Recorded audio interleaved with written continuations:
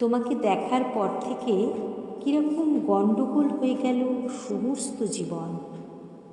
ওলট পালট হয়ে গেল সব কিছু। সম্পূর্ণ হারিয়ে ফেললাম বোঝ খেই চিন্তাসূত্র। হয়ে গেল বিশৃঙ্খল এলোমেলো।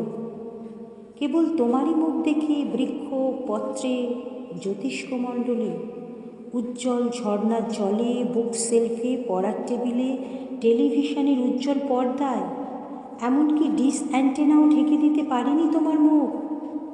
রেডিও বা ক্যাসেট খুলে শুনি তোমার নিবিড় কণ্ঠস্বর।